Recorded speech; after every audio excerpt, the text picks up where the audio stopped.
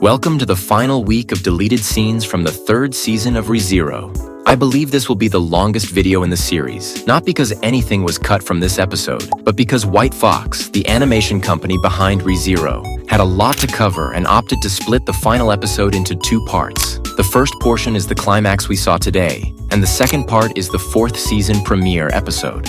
I tell you this so you understand that if I say something that was removed, it does not necessarily imply it is gone forever, as White Fox still has the option to animate it in the following season. But this introduction has already gone on long enough, so welcome to the deleted scenes from episode 16 of ReZero's third season.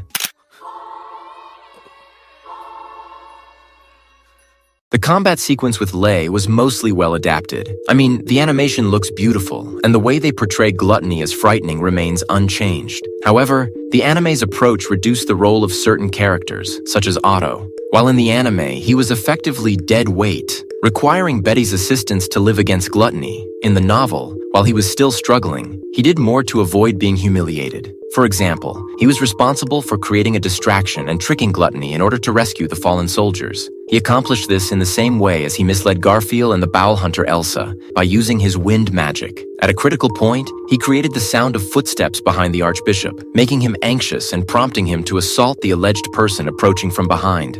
It is said that Lei was greatly surprised when he realized there was actually no one there.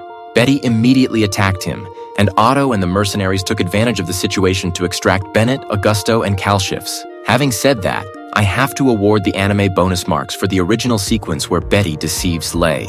The only fresh addition was when she mocks him by sticking out her tongue. This is a little touch, but it lends individuality to the anime version of Beatrice. In the novel, she remained serious throughout, so the anime gets extra marks for that. It is vital to note that owing to time limits, the anime had to make Lei appear less intimidating than he truly is. Lei was fooling with everyone throughout the sequence, even after Beatrice arrived. When Betty struck him with her magic, the novels tells how Lei was able to repel them solely via raw strength and sword skills. However, in the anime, he simply dodges it. There were a few minor sequences that were left out, but they were not extremely crucial. However, because I know you want to hear them, and because I also want to expand this video, I will briefly discuss them. Betty complained to Lei about the delay in her reunion with Puck. I believe it is important to remember this since, in some ways, Puck is accountable for the protagonist's misfortunes. After all, they had traveled to the city to obtain a crystal for him. Furthermore, there were discussions about the origins of the staff Felt used to bring down gluttony. For example, it was mentioned that this weapon previously harmed Reinhard. However, it is assumed that Felt was not present when it occurred, since if she had been, she would have known not to wield the weapon in that manner. Furthermore, it was explicitly revealed that Echidna created this weapon 400 years ago with the intention of harming Volcanica, the fabled dragon of Lugunica. Finally, additional phrases that would have clarified how Beatrice could fight without Subaru were removed. Yes, I know the anime mentions that it was due to the crystals, but I'll include a narration that clarifies this context specifically. The moment Beatrice used El Minya, a magic crystal inside her cloak shattered. There were 6 left. For various reasons, she wanted to keep at least 1 for after the battle, meaning she could use 5. That was her current mana situation. Beatrice was an artificial spirit created by the witch Echidna. She was far more powerful than the average spirit, but in exchange, she had several major flaws, the biggest of which was that she did not have any way of procuring mana except taking what was provided by her contractor. In other words, unlike other spirits, she could not absorb mana from the atmosphere or from people other than her contractor. On top of that, she had used up the last of the mana that she had stored during the first skirmish with the witch cult at the plaza in front of the Time Tower. While it had been necessary in order to save Subaru and the large number of other wounded people, Beatrice still blamed herself for allowing such an embarrassing situation to come to pass. The reason she was able to stand there now was because of a sort of secret trick, a taboo method. Beatrice's crystals were what they had originally come to the Watergate City for. They were the powerful, colorless magic stones that were needed in order to revive the Great Spirit Puck. She was forcibly extracting the mana from them, taking that inordinate amount of mana that could even cause a miracle and converting it to magic at a terrible conversion rate. It was equivalent to wasting 1,000 mana points on a spell that only needed 10. They were in an awful situation where each spell would shatter 1 crystal. Following this, Lei would have been rendered unconscious. While this only lasted a few seconds in the anime, the novel gave the participants plenty of time to recuperate and enjoy their win. Among these occasions was a little humorous disagreement between Felt and Biko, as well as the understanding that gluttony had never taken them seriously. The novel also described Dionysus' desire to assassinate Lei. When the Archbishop appeared to awaken, the anime showed it briefly. But to clarify, what you see on Otto's legs is not moonlight reflecting, but rather his bare bones. In other words, the enemy made a single exact cut, exposing Otto's bones, muscular tissue, and skin fully. The literature describes this scenario in vivid detail. Let me remind you that Otto's muscular tissue was exposed to the open air, thus even the effect of the wind on the damaged area caused him great pain. Furthermore, another scene that would have added to the agony of the occasion but was regretfully omitted was when Rui Arneb, after slicing Otto, mockingly ran her tongue over the entire injured area. If the wind was already inflicting severe anguish, imagine what it must have been like to have someone's tongue dragged over the area. If Otto did not pass out at that point, it was because the anguish was too intense to allow it. The anime also changed the distance between the two girls in this particular scene. The story plainly states that Rui was standing right near to them and even touched Felt's weapon without fear before fleeing. While the characters' specific positions may not seem significant, I felt Rui Arneb emanated a far stronger malevolent vibe by nonchalantly approaching and insulting the weapon that had defeated Lei. In any event, that was White Fox's decision, so let us go on to the next scene. This week's Breaktime features snippets from the final 2 episodes, which tell Petra's tale at the leaders' meeting.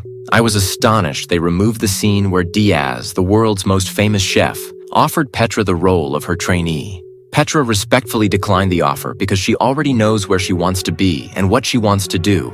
But don't believe this offer came out of thin air. It has its own brief explanation in the whole version of these side stories.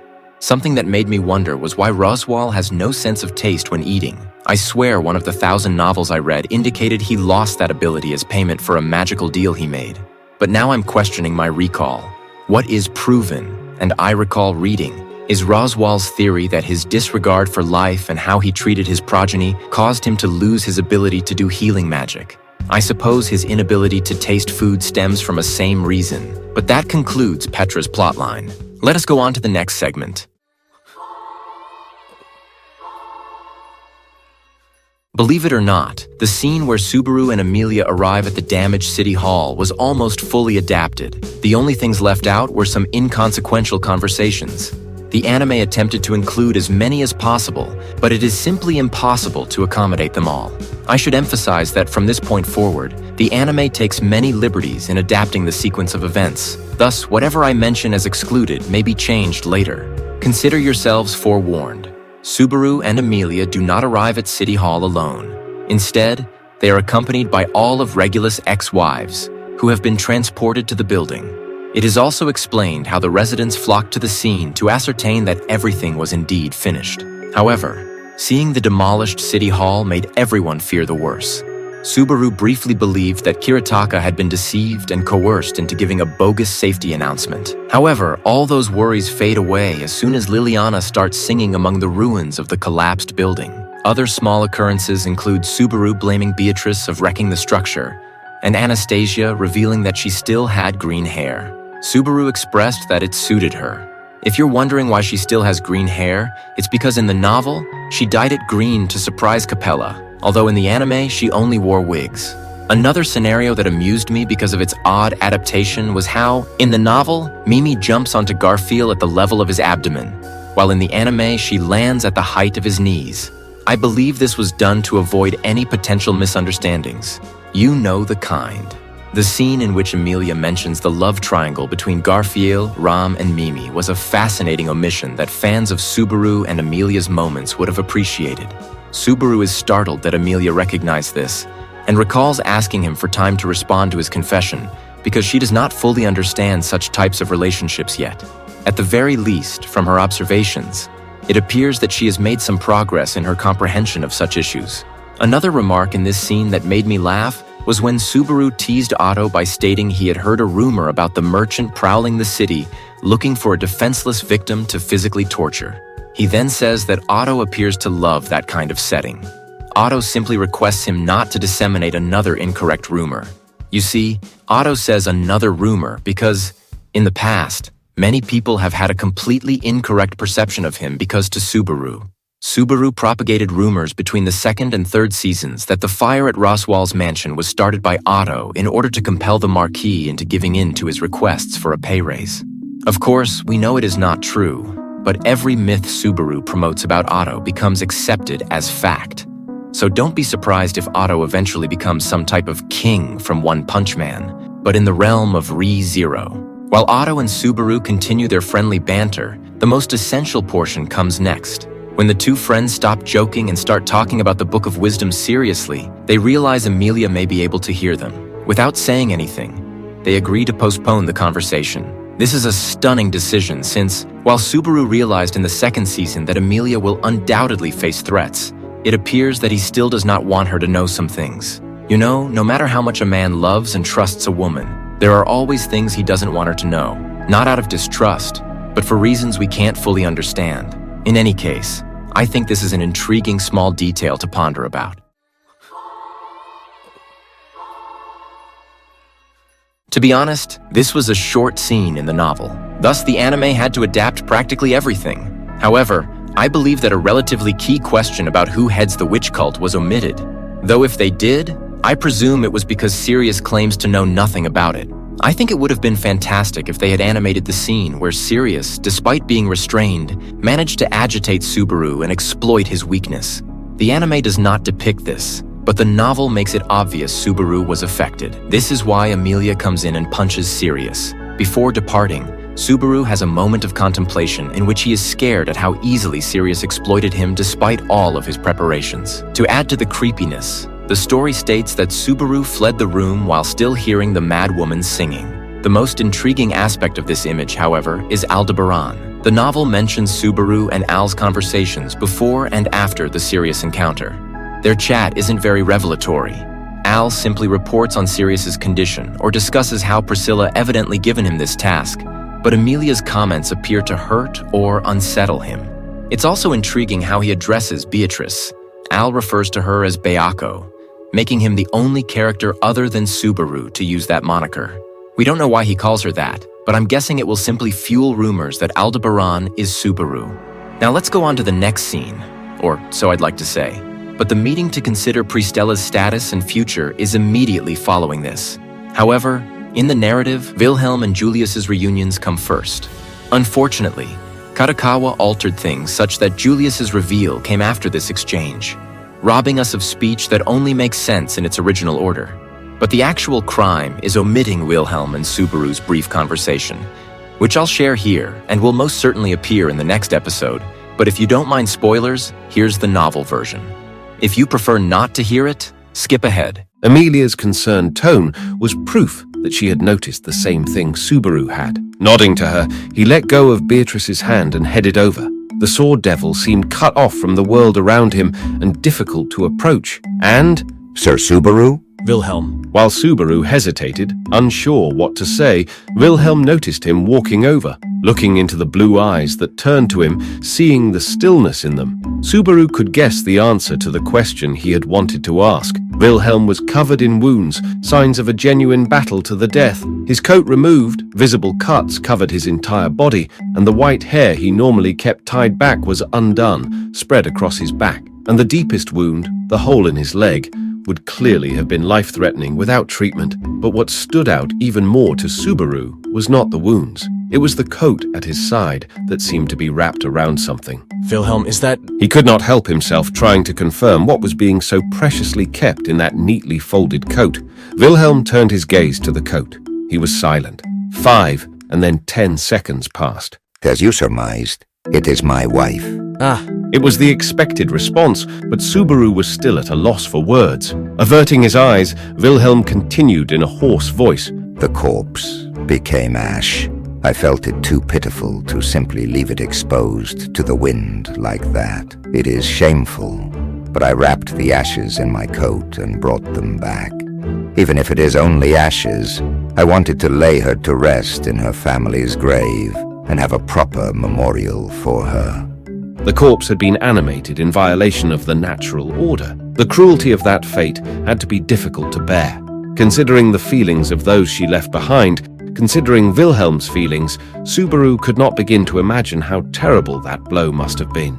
Apologies. It is a terribly meaningless and temperamental fixation. What? That's not true at all. Subaru suddenly raised his voice when he heard the self-reproach in Wilhelm's voice. He could feel himself getting heated as he looked straight at Wilhelm, who was slightly taken aback by the impassioned response. I didn't think you were wrong back with the white whale, and I don't think you're wrong now. I respect you and think you're an amazing person, Wilhelm. There is nothing wrong with caring about the people who are most precious to you. It isn't anything to be ashamed of, and I think shame is the wrong way to think of it. Sir Subaru. You are outstanding. There's nothing wrong with wanting to give your wife a proper burial and memorial service. I can't really explain it well, but you're a good person. That was how Subaru felt from the bottom of his heart. He had thought it before during the battle with the white whale, and again during this sad reunion. Fate had been terribly hard on Wilhelm, but even so, the Sword Devil had resisted fate, persisting in his love until he finally achieved what he set out to do. It was true that not everything had turned out wonderfully. He would probably be plagued by feelings of regret and remorse for the rest of his life, but he had still done the right thing in Subaru's eyes. Wilhelm had loved his wife with every fiber of his being. Nothing was wrong with that. It's not disgraceful at all. Please give her a proper memorial, and if the opportunity arises and it isn't a nuisance, please let me also pay my respects at her grave. I would like to do that. I believe she deserves at least that much. Subaru was chagrined at the awkward and emotional idea that just rolled off his tongue. He had no real connection to her, and Wilhelm would have been well within his rights to reject him then and there for such a selfish request. But Wilhelm's expression suddenly softened. There was a small opening in the tension and strain that gripped his face, and... Yes, please do, Sir Subaru. I would also like for you to say something to my wife, if it were you.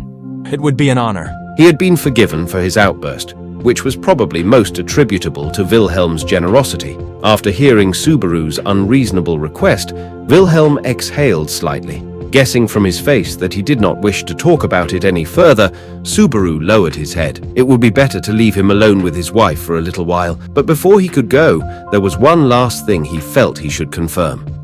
Were you able to... Had he been able to find some closure? Was there any chance it had all ended terribly?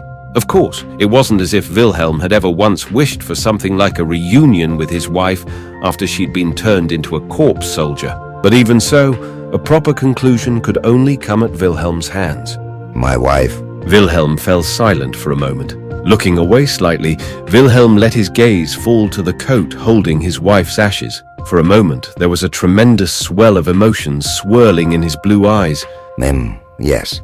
I was able to speak with her to my heart's content and shared a final farewell. Subaru was sure he meant that metaphorically. Wilhelm's wife was the previous sword saint. Crossing blades with her was undoubtedly the ultimate form of conversation to the Sword Devil, and the decisive blow would be the final farewell. So Wilhelm had no doubt said everything he wanted to say in those last moments. I love my wife. I'm sure I conveyed that to her. Quietly, Wilhelm confessed his love. There was an intensity in those soft words that made Subaru's heart burn. Exhaling deeply, Subaru got a grip over his torrent of emotions and nodded. Subaru smiled, feeling a sense of relief from seeing Wilhelm like that, a faint smile on his lips. Thank you for everything. I'm sure things will get busy again soon, but for now, please take your time resting. I'll see you later. Getting the sense that he was acting awfully high and mighty, Subaru sped up toward the end. Embarrassed that he was speaking out of turn, scratching his cheek, he turned away from Wilhelm, feeling awkward. Sir Subaru. Yes, Wilhelm? Subaru turned back around, looking a little puzzled. Wilhelm seemed a little surprised himself, and then shook his head. No, my apologies. It was a trivial matter. Please pay it no heed. Subaru felt a little strange at the response, which was out of character for Wilhelm as he walked away. Amelia and Beatrice looked relieved when they saw Subaru return. That was probably just how different his face had looked when he went over versus coming back. He had already known the truth of it. A reunion with someone who had passed away was not necessarily a happy thing. But even so, at least Wilhelm had found closure at his own hands and could accept the result. It was a trivial thing, but he also felt like it could also be a saving grace.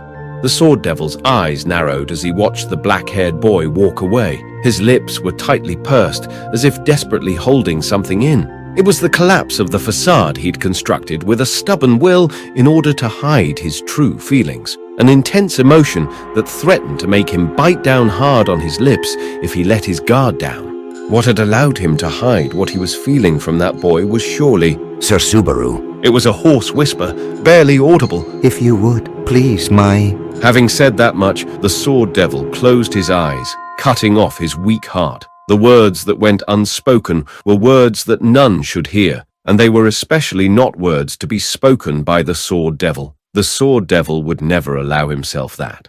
I have a lot of ideas on how to interpret this scene, but discussing them would derail us. If you're interested, watch my Wilhelm PowerPoint video, where I delve deeply into this particular event. For the time being, I'll just say that Subaru and Wilhelm have a great dynamic.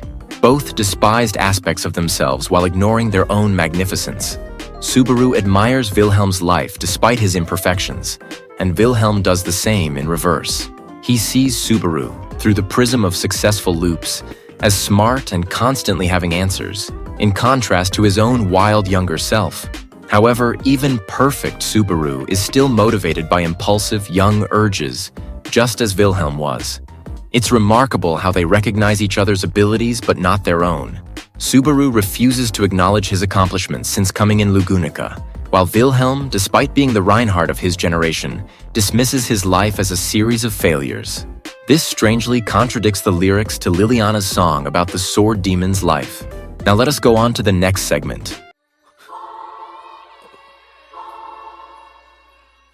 While I previously stated, significant elements of this scenario were skipped, and they will most likely be adapted in the next season. Keep that in mind while you listen to this segment. One missing dialogue was when they questioned Kiritaka how he survived after being attacked by Sirius. This exchange primarily meant to review what Aldebaran did behind the scenes, and emphasize how convenient it was that all of Pristella's leaders, except Kiritaka, died. Ultimately, this led to the dispute about whether Sirius should be kept alive. This discussion takes place exactly as it does in the anime. However, Subaru's response in the anime isn't particularly compelling, whereas in the novel, he provides a much clearer and more rational argument. He claims that there is no sense in arguing the topic at this time. Whether or not they receive knowledge from Sirius on how to cure Crush, he would heal her himself by accepting the curse that has afflicted her. Felix eventually calms down after hearing this type of explanation. Another aspect that was overlooked is what happened immediately after Reinhardt volunteers to accompany Sirius to the capital's prison. Felt steps in and agrees to accompany him. When questioned why, she explains it's because she knows Reinhardt isn't in the best emotional situation right now. It's a shame that this sequence was cut, because it emphasizes that Subaru isn't the only one who sees Reinhardt as faulty. Felt also does. There were other omissions, although they were less serious. They mostly revolve around Kiritaka agreeing to take Sirius to the capital rather than having the city impose its own punishment, and the revelation that Capella didn't just transform victims into flies and dragons. Apparently, there were other types of transformations as well. Remember, we already know Capella can transform people into various animals, but it appears she can also transform people into objects. If you want to learn more about this, I discussed one of these changes in the Capella PowerPoint. Before I forget, Subaru supports Emilia's decision to freeze the victims in order to buy time and find a cure. At that point, he considers that, much as he took Betelgeuse and Regulus's powers, he may be able to steal Capella's ability and reverse the transformations himself. This was absolutely an innovative notion that demonstrated Subaru's determination at the time. But now, let us go on to the following section. Honestly, after the meeting scene, the anime gives us so many scenes that each demand their own commentary, so this part is a collection of those scenes. First, the frozen dragon and flies scene is strange. When I read this in the novel, I always pictured them frozen in a basement or some concealed corner, rather than out in the open. Imagine being a relative of one of these victims and having to view their frozen bodies on your daily commute. Perhaps they left them on display as a morbid tourist attraction to charge admission? Who knows? Second, remember how Subaru and Rachins lost their legs? Felix explicitly mentioned that Subaru would require bed rest, and Rachins should have been in the same situation. But here he is the next day, rebuilding the city as if nothing had occurred. The same goes for Gaston, who should still be recovering from his injuries sustained against Gluttony. But hey, I understand. The anime values finale hype above recuperation times. Third, and technically not a spoiler because it occurs off-screen in the novel, Garfield's mother is aware of her husband's condition by this point. Fourth, when Amelia and Subaru meet Luzbel and Tina, Beatrice should have been present as well, receiving phony disciplinary spankings as a joke. Here's the novel's dialogue for context. It's all innocent, but I guess they edited it to avoid some comments. Finally, the scene with Ricardo and Julius was completely modified. The anime took liberties that most likely contravene the novel's canon. In the original, Ricardo comes after Julius, saying nearly the same things he says to Subaru in the anime, but the narrative adds that he has no idea how he lost his arm or why he took Julius's attack. Subaru then sees Julius at the shelter's entrance, while the anime shifts the scene. Small detail. I truly wish they'd kept the scene where gluttony's influence affected Ricardo's memory of Julius. We understand how this archbishop's power works, but not how memories are rewritten. This is a gray area even in the novels. To be honest, I see why Tappei avoids specifics. If he detailed them, the mechanics could backfire. Take Rem's letter from Season 1. It became blank after she was consumed. If everything a victim creates disappears, shouldn't Subaru's tracksuit, created by Rem, also vanish? See why Tappei keeps things vague? Now to tease my audience, remember how Julius humiliated Subaru in Season 1? Imagine how people will remember that moment now that Julius has been forgotten. Answers in the comments. To close, let's talk Julius's mystery. Was it just his name Gluttony ate, or his memories too? If only the name is devoured, everyone forgets you, but you keep your memories. Julius's case. If only memories are eaten, you forget, but others remember you. Crush's fate. Here's the twist. Roy Alphard never leaves leftovers. He devours both name and memories. So why did Julius keep his memories? When asked, Tappei called it a spoiler. This leaves two choices. Roy ate both. But something about Julius prevented complete oblivion, like Rem's coma. Roy chose to eat only his name. The why is a spoiler. My personal theory? Both Crush and Julius were completely devoured, but their divine protections, blessings from Re-Zero's reality, preserved a portion of their identities. Crush retained her name, Julius retained memories. But hey, it's just a theory. When Tappei discloses the truth, I'll post it here. Until then, I'll continue to analyze Re-Zero and other anime throughout this break. So, what do you believe happened to Julius? Full erasure? Or was it anything else that saved him?